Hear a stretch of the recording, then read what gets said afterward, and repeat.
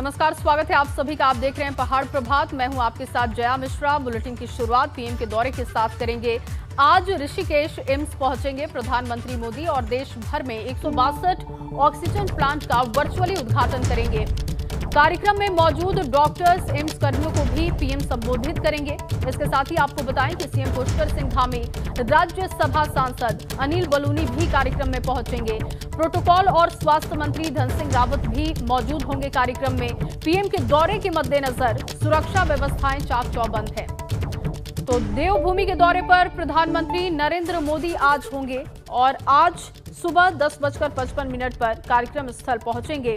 सुबह 11 बजे कार्यक्रम की शुरुआत कर दी जाएगी और देश भर में 162 ऑक्सीजन प्लांट का वर्चुअली उद्घाटन पीएम करने वाले हैं। पीएम केयर फंड के तहत लगे ऑक्सीजन प्लांट का उद्घाटन किया जाएगा। राज्यपाल गुरमीत सिंह और इसके साथ ही सीएम पुष्कर सिंह धामी कार्यक्रम में मौजूद होंगे। केंद्रीय स्वास्थ्य मंत्री मनसुख मंडाविया भी पहुंचेंगे। इसके बाद पीएम मोदी जनसभा को भी संबोधित करेंगे। दोपहर 12:20 पर एम्स से वो हेलीपैड के लिए रवाना हो जाएंगे। मनसुख मंडाविया भी इस कार्यक्रम में मौजूद रहेंगे। तो आज उत्तराखंड के दौरे पर प्रधानमंत्री मोदी होंगे। 4 तस्वीरें आपको दिखा रहे हैं। ऋषिकेश एम्स पहुंचेंगे प्रधानमंत्री मोदी। इसके साथ ही आपको बताएं कि कार्यक्रम में सीएम धामी, मदन कौशिक मौजूद होंगे। सीएम ने व्यवस्थाओं का जायजा लिया, उस वक्त की तस्वीरें भी आप देख पा रहे हैं। तो आज बेहद अहम दिन है देवभूमि के लिए, देवभूमि के लोगों के लिए। प्रधानमंत्री मोदी पहुंच रहे हैं। ऋषिकेश एम्स में कार्यक्रम रखा गया है और वर्चुअल तरीके से 162 ऑक्सीजन प्लांटों का शुभारंभ भी किया जाएगा। पीएम केयर फंड से इन तमाम ऑक्सीजन प्लांटों का निर्माण किया गया है। तो जब प्रधानमंत्री नरेंद्र मोदी आज उत्तराखंड पहुंचेंगे तो सबसे पहले वो ऋषिकेश एम्स पहुंचेंगे, ऑक्सीजन प्लांट का उद्घाटन करेंगे। इसके साथ ही वर्चुअल तरीके से देश के अलग अलग जगहों पर जो ऑक्सीजन प्लांट का निर्माण किया गया है उसका भी शुभारंभ करने वाले हैं। पीएम नरेंद्र मोदी आज उत्तराखंड आ रहे हैं और पीएम के दौरे को लेकर तैयारियां पूरी कर ली गई हैं। पीएम मोदी ऋषिकेश एम्स में 1000 लीटर क्षमता का ऑक्सीजन प्लांट का उद्घाटन करेंगे। इसके साथ ही वो देश के करीब 162 ऑक्सीजन प्लांटों का वर्चुअल माध्यम से लोकार्पण करेंगे। एम्स में प्रधानमंत्री नरेंद्र मोदी के कार्यक्रम के मद्देनजर मुख्यमंत्री पुष्कर सिंह धामी ने व्यवस्थाओं का जायजा भी लिया। तो देश भर के 162 ऑक्सीजन प्लांट का वर्चुअल तरीके से उद्घाटन प्रधानमंत्री करेंगे। तो देवभूमि के दौरे के दौरान सबसे पहले ऋषिकेश एम्स में ऑक्सीजन प्लांट का उद्घाटन किया जाएगा। कार्यक्रम में मुख्यमंत्री पुष्कर सिंह धामी होंगे, मदन कौशिक होंगे, धन सिंह रावत होंगे, मनसुख मंडाविया होंगे। ये तमाम राजनेता भी कार्यक्रम में पहुंचेंगे और चुनावी मोड के दौरान प्रधानमंत्री मोदी का ये दौरा बेहद अहम होगा। सबसे पहले तो ऑक्सीजन प्लांट का उद्घाटन और उसके बाद तमाम नेताओं से भी बातचीत होगी। प्रधानमंत्री बनने के बाद जिस तेज गति से उत्तराखंड के अंदर जो काम हुए हैं, जिसके बारे में लोग कल्पना भी नहीं कर सकते थे, वो काम हुए हैं। जैसे ऋषिकेश से कर्णप्रयाग रेल लाइन जा रही है, 4 धामों के लिए जो ऑल वेदर रोडें बन रही हैं, भारतमाला श्रृंखला के अंतर्गत पूरे उत्तराखंड के अंदर सीमांत क्षेत्रों को जो जोड़ने का काम हो रहा है, सैनिकों के लिए जो उन्होंने 5वां धाम सैन्य धाम बनाने की यहाँ पर घोषणा की है, तो निश्चित रूप से और नमामि गंगे के तहत तमाम जगह पर काम हुए हैं। अभी हवाई कनेक्टिविटी को जोड़ने के लिए जिस प्रकार से हमारा सब काम हो रहा है, तो यहाँ के लोगों का बहुत जुड़ाव है उनके साथ और उनका भी चूँकि एक लगाव है, तो निश्चित रूप से उनका आना हम लोगों के लिए एक उत्साह कहूँगा, मैं ऊर्जा कहूँगा, और जो काम चल रहे हैं उनमें तेजी आएगी। ये प्रधानमंत्री जी का यहाँ पर विजिट है और उससे रिलेटेड जितनी भी सुरक्षा व्यवस्था है उससे संबंधित हमारी तैयारियाँ हो गई हैं। जो फोर्स लगा है इसमें सारा उसकी ब्रीफिंग कर दी गई है, रिहर्सल कर लिया गया है। अब कुछ ही समय में डीब्रीफिंग की जाएगी। हमारी तरफ से पूरी तैयारियाँ हैं, किसी तरह की कोताही नहीं बरती जा रही है। वहीं प्रधानमंत्री के ऋषिकेश दौरे को लेकर सुरक्षा का चाक चौबंद इंतजाम भी किया गया है। सुरक्षा व्यवस्थाओं के मद्देनजर भारी पुलिस फोर्स की तैनाती है। पीएम मोदी की सुरक्षा को देखते हुए प्रदेश पुलिस ने 26 वरिष्ठ पुलिस अधिकारियों के साथ भारी संख्या में पुलिस जवानों की तैनाती की है। पुलिस मुख्यालय से 10 एसएसपी, इसके साथ ही 9 एसपी, 12 डिप्टी एसपी सहित 7 पीएससी कंपनी सुरक्षा के लिए तैनात की गई हैं। अलग अलग जिलों में भी अतिरिक्त पुलिस फोर्सों की तैनाती की गई है। तो सुरक्षा के मद्देनजर चाक चौबंद व्यवस्थाएं हैं। इस वक्त एम्स परिसर में भी सुरक्षा व्यवस्था चाक चौबंद है, वहां पर भी सख्ती बढ़ा दी गई है। पीएम मोदी के दौरे को लेकर ये तमाम इंतजाम किए गए हैं। 26 वरिष्ठ पुलिस अधिकारियों की ड्यूटी लगाई गई है। 10 एसएसपी हैं, 9 एसपी हैं, 12 डिप्टी एसपी जिनकी ड्यूटी लगाई गई है। लगभग 10 पुलिस अधीक्षक स्तर के अधिकारी, 9 एएसपी, 12 डिप्टी एसपी और 7 कंपनी पीएसी जो है वो अतिरिक्त दी गई है जिले को, और वृहद स्तर से जो है तैयारियां कर ली गई हैं। तो प्रधानमंत्री मोदी का बेहद अहम दौरा है। उत्तराखंड में सारी तैयारियां कर ली गई हैं और इंतजार है कि प्रधानमंत्री नरेंद्र मोदी पहुंचे और उसके बाद कार्यक्रम की शुरुआत की जाए। आपको बताएं कि ऑक्सीजन प्लांट का उद्घाटन पीएम करेंगे और इसके लिए सबसे पहले वो ऋषिकेश पहुंचेंगे। इसके अलावा देश भर के अलग अलग जगहों पर ऑक्सीजन प्लांट का निर्माण किया गया है, जिनकी संख्या 162 बताई जा रही है। उसका भी वर्चुअल तरीके से आज पीएम उद्घाटन करेंगे। विनोद मेरे सहयोगी इस वक्त मौजूद हैं। पीएम का कार्यक्रम क्या रहेगा आज पूरे दिन, उस पर नजर होगी विनोद की। विनोद, क्या इस वक्त वहां पर अपडेट है, क्या तस्वीरें हैं? सुरक्षा व्यवस्था को लेकर हम बात करें, कार्यक्रम को लेकर बात करें और कौन कौन राजनेता पहुंचेंगे कार्यक्रम में, वो भी अपडेट दीजिएगा। बिल्कुल जया, ठीक देखिए, अभी 10:50 का कार्यक्रम है प्रधानमंत्री नरेंद्र मोदी का ऋषिकेश एम्स आने का, और उसको लेकर तमाम सुरक्षा की व्यवस्था पूरी चाक चौबंद कर दी गई है। पूरे प्रांगण को छावनी में तब्दील कर दिया गया है। और जिस तरह से आज बड़ी सौगात प्रधानमंत्री नरेंद्र मोदी देश को देने वाले हैं, करीब 161 जो ऑक्सीजन प्लांट है उनका वो वर्चुअल शुभारंभ भी करेंगे, और उसके साथ साथ ऋषिकेश एम्स में आज कार्यक्रम स्थल पर पहुंचकर एक ऑक्सीजन प्लांट का भी शुभारंभ आज प्रधानमंत्री नरेंद्र मोदी करने जा रहे हैं। सुरक्षा की अगर बात करें तो तैयारी मैं आपको दिखाऊं, मैं अपने कैमरा पर्सन निशांत चौहान से कहूंगा कि जो सुरक्षा की तैयारी है, प्रधानमंत्री नरेंद्र मोदी की तैयारी दौरे को लेकर है, वो दिखाइए। सामने सीधे तौर पर देख पा रहे हैं, ये ऋषिकेश एम्स का हेलीपैड है। इसी हेलीपैड पर करीब 10:50 पर प्रधानमंत्री नरेंद्र मोदी पहुंचेंगे और 11 बजे के करीब कार्यक्रम स्थल पर पहुंचकर ऑक्सीजन प्लांट का शुभारंभ करेंगे। और इसके साथ साथ प्रदेश के मुख्यमंत्री पुष्कर सिंह धामी, राज्यपाल उत्तराखंड के गुरमीत सिंह और उसके अलावा जितने भी लोकसभा के सदस्य हैं वो यहाँ पर मौजूद रहेंगे। राज्यसभा सांसद अनिल बलूनी इस कार्यक्रम में खुद मौजूद रहेंगे और उसके अलावा राज्य सरकार के तमाम मंत्रीगण भी यहाँ पर पहुँचेंगे। अलग अलग विधायक जो स्थानीय विधायक हैं या फिर अन्य तमाम क्षेत्रों के विधायक हैं, उनका पहुँचना यहाँ पर शुरू हो गया है।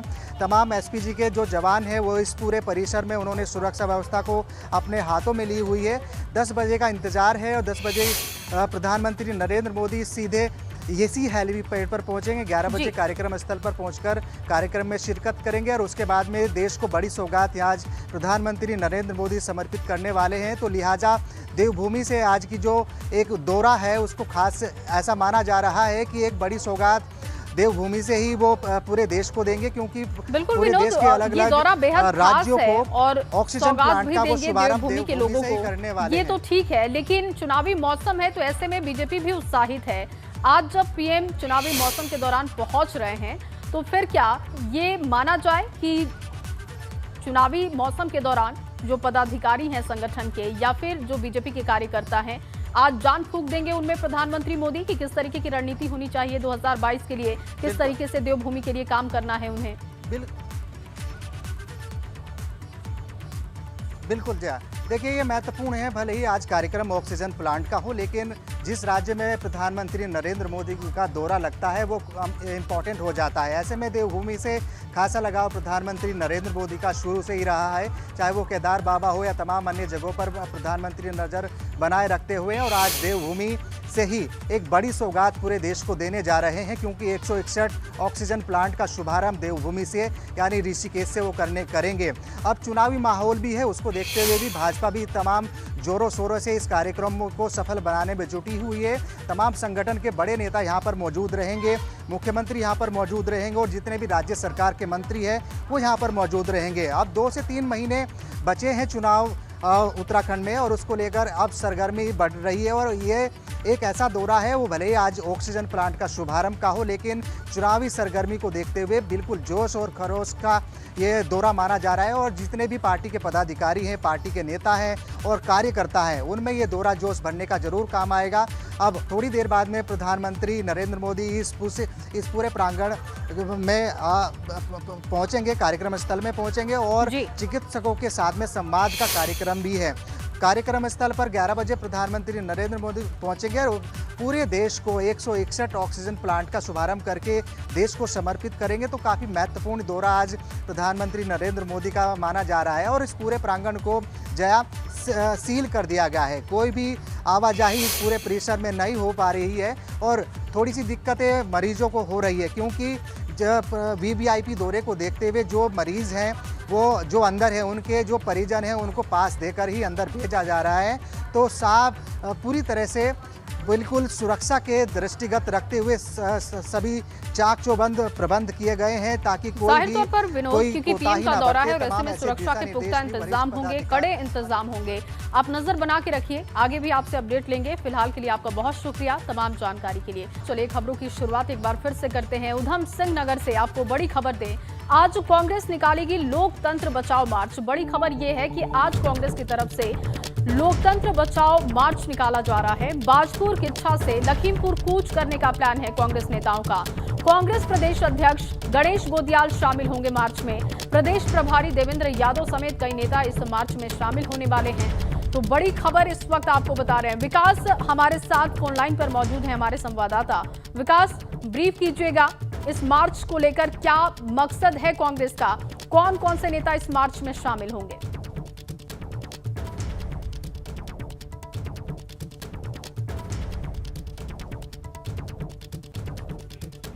विकास, आपको आवाज मिल रही है? हेलो जी, आप अपनी बात पूरी कीजिए विकास। मेरा सवाल ये था कि आज कांग्रेस लोकतंत्र बचाओ मार्च निकाल रही है, मार्च का मकसद क्या है और कौन कौन से नेता इसमें शामिल होंगे?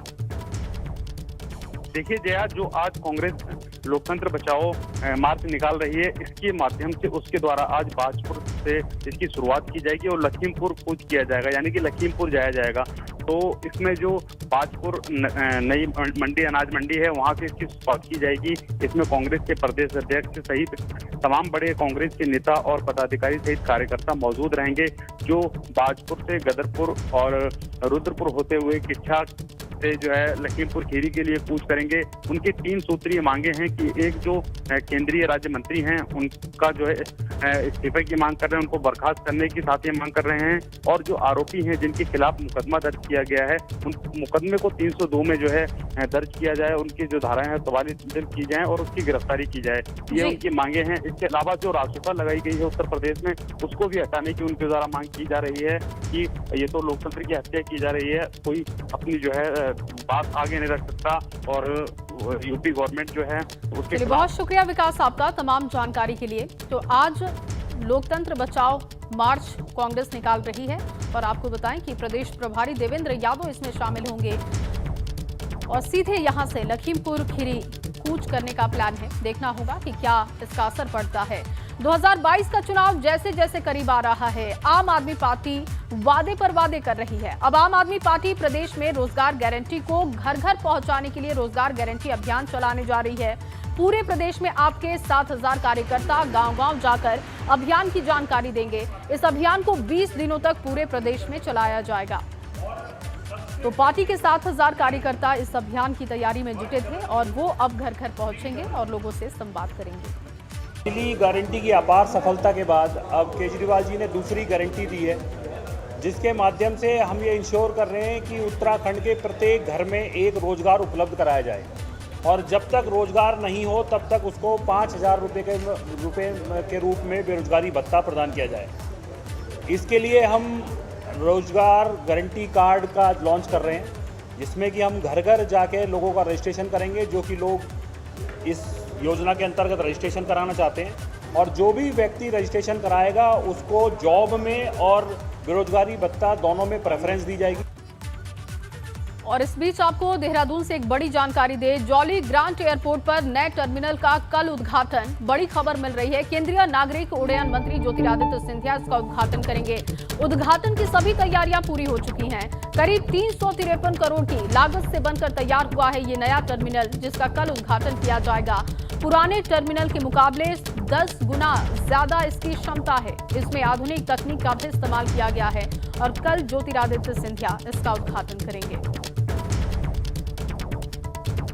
एक और बड़ी खबर आपको बताएं, हाईकोर्ट में हुए चारा घोटाले पर सुनवाई आज है। हाईकोर्ट ने मुख्य सचिव को निर्देश भी दिया है। सुनवाई इसकी पूरी हो चुकी है और 4 महीने में जांच पूरी करने का भी निर्देश है।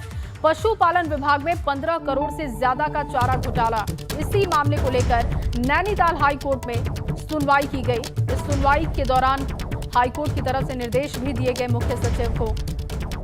4 महीने में जांच पूरी करने का निर्देश है कि 4 महीने के भीतर इस पूरे मामले की जांच की जाए। पशुपालन विभाग में 15 करोड़ से ज्यादा का चारा घोटाला हुआ था। इसी मामले को लेकर एक पिटीशन दाखिल की गई थी, जिस पर नैनीताल हाईकोर्ट ने सुनवाई करते हुए मुख्य सचिव को निर्देशित किया।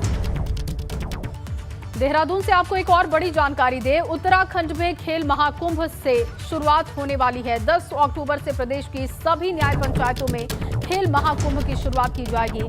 सभी जिलों को खेल महाकुंभ की तैयारी पूरी करने के निर्देश है। फिलहाल 50% खिलाड़ियों की मौजूदगी के साथ इसका आयोजन किया जाएगा और इस बार अंडर 14 और अंडर 17 आयु वर्ग की प्रतियोगिता कराई जाएगी। तो खेल महाकुंभ का आयोजन किया जाएगा। फिलहाल 50% इसकी क्षमता रखी जाएगी, यानी कि 50% खिलाड़ी इसमें हिस्सा ले सकते हैं। तैयारियां पूरी करने के निर्देश है। खेल महाकुंभ की शुरुआत की जाएगी 10 अक्टूबर से प्रदेश की सभी न्याय पंचायतों में खेल महाकुंभ जिसकी शुरुआत की जाएगी और इसमें 50% खिलाड़ी हिस्सा ले सकते हैं। उधर नैनीताल हाई कोर्ट की ओर से चारधाम यात्रा में ई पास की बाध्यता खत्म होते ही बद्रीनाथ धाम में श्रद्धालुओं की संख्या भी बढ़ती जा रही है। जोशीमठ में बद्रीनाथ धाम में श्रद्धालुओं की भारी भीड़ देखने को मिली, जिसमें बद्रीनाथ धाम में अब चहल पहल दिखाई दे रही है। भगवान बद्रीनाथ के दर्शन को लेकर श्रद्धालुओं में काफी उत्साह है। साथ ही सभी ने कोर्ट के फैसले पर खुशी का इजहार भी किया। और कल कितने श्रद्धालु वहां पर दर्शन के लिए गए थे, वो हम आपको ग्राफिक्स के जरिए बता रहे हैं। बद्रीनाथ धाम 1275 तीर्थ यात्री पहुंचे थे। केदारनाथ धाम में इसकी संख्या 1589 रही। ये कल का आंकड़ा हम आपको बता रहे हैं। और इसके साथ ही गंगोत्री धाम में संख्या 376 और यमुनोत्री धाम में संख्या 484 रही।